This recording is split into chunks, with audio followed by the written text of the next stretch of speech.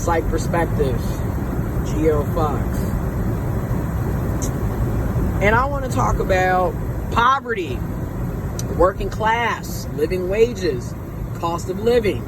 I've already done a couple of videos discussing what I like to call Welcome to Poverty, but I almost feel like this could kind of be a series.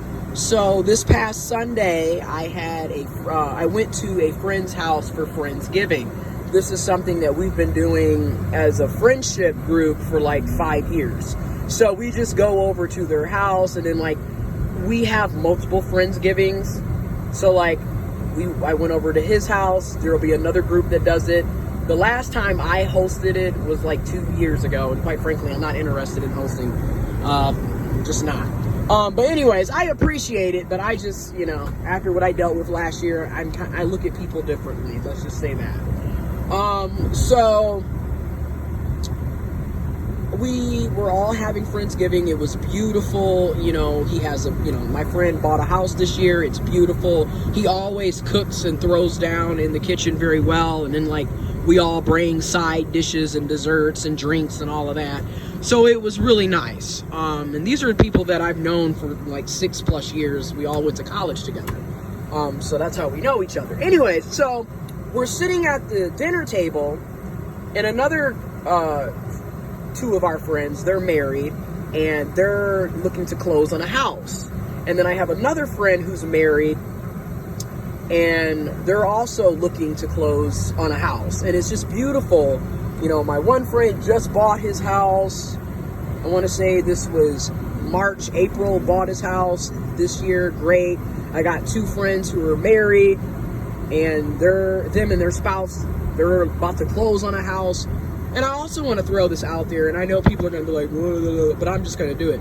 They're white, and I just find it odd how I don't have that many black friends who are married, let alone in serious committed relationships, let alone buying houses and preparing to close on a house. And I just want to throw that out there. Now, I do have black friends who are married, but overwhelmingly out of my friend group, most of my white friends are married, engaged, have kids, buying houses, already bought a house.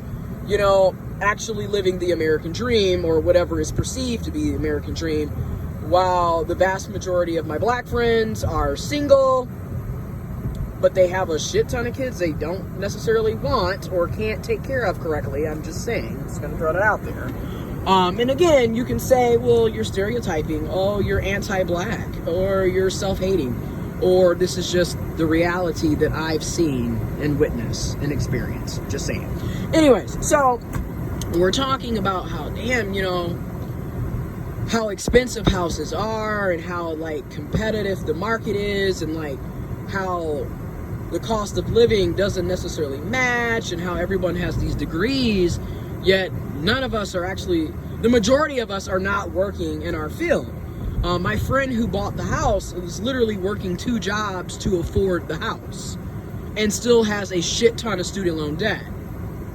And then look at myself, I have $45,000 plus worth of student loans, and I'm working 40 minutes away from my house, and it's not a living wage at all. And it has nothing to do with my degree field either. And then I look at my other friend who's in the same situation. He's married and he's about to close on his house, but he's also not working in his field of study, and should be making more than what he's being paid. And that seems to be the case of all of us, regardless of our race, our gender, and our sexuality. However, in the love, family, traditional family department, it just appears to look that most of my white friends are doing rather well in that sense, while most of my black friends, it's like, does marriage even exist for us, let alone finding someone that isn't a fucking narcissist, toxic manipulator? Anyways, so we were discussing that, and it's funny because one of our friends' spouse voted for Donald Trump. And I'm sitting there listening to them complain about how hard it is and how the cost of living and poverty and our degrees. And I'm like, but you voted for Trump. So a part of me is like, who gives a fuck? You deserve every piece of shit that you get. because you literally voted for someone who was literally against everything, but in typical white male fashion, you were, working out of white male privilege, clearly. And granted, you're probably thinking, well, damn, how are y'all still friends? I honestly don't know.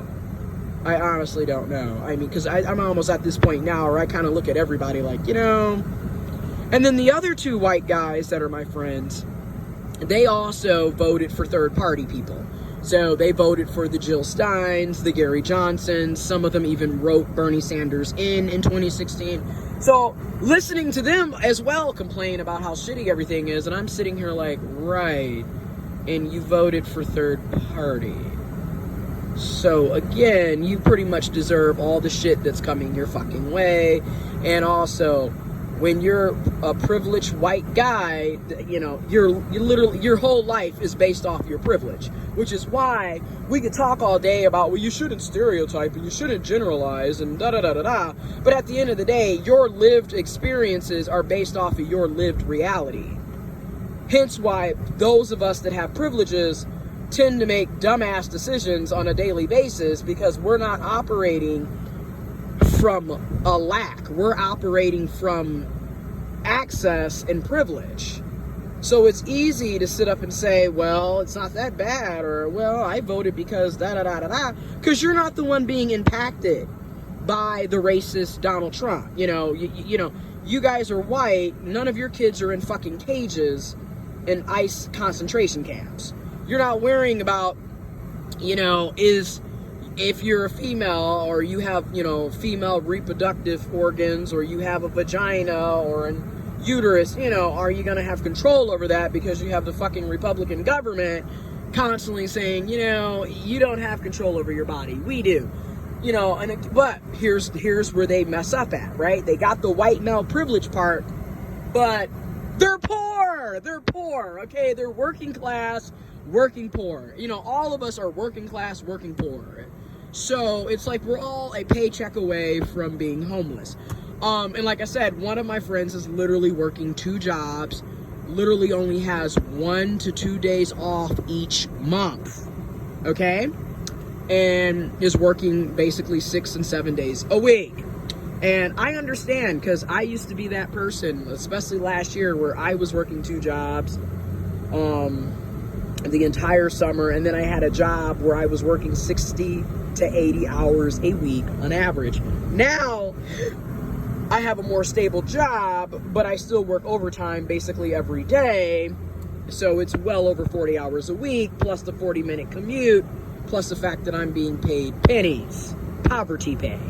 But anyways, so you got that, and it amazes me how